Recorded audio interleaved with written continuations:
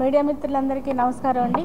Jethwani case విషయంలో మరి ముంబై నుంచి ఆంధ్రప్రదేశ్కి వచ్చి ఇక్కడ ఆ బాధలన్నీ వెల్లబుచ్చుకుంటే జయహో కూటమి ప్రభుత్వం అనే విధంగా ఈ ప్రభుత్వం ఎంత మంచి తీర్పు ఇచ్చింది. 3 ఐఏఎస్ఎల్ని ఈ రోజున సస్పెండ్ చేయడం అనేది చాలా గర్వించదగిన విషయం. మరి గత ప్రభుత్వంలో అంబటి దగ్గర నుంచి ఎంతోమంది మహిళల మీద మరి ఎమ్మెల్యేలు మంత్రులే అకృత్యాలకి తెగబడి చండాలంగా మాట్లాడి మరి వీడియోలు కూడా బయటకు వచ్చినా కూడా జగన్మోహన్ రెడ్డి గారు ఏమాత్రం వాళ్ళ మీద చర్యలు తీసుకోలేదు.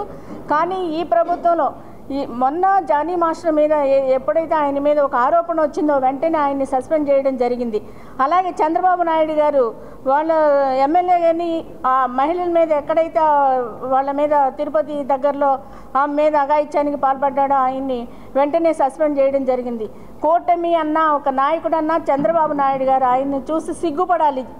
వైసీపీ ప్రభుత్వం, వైసీపీ నాయకులు ఎవరైనా సరే కూడా గత ప్రభుత్వంలో మీరు ఏం చేశారు, ఈరోజు ఏం జరుగుతూ ఉంది, చంద్రబాబు నాయుడు గారు ఎలా పరిపాలన చేస్తున్నారు అనేది మీరు చూసి సిగ్గుపడాల్సిన విషయం.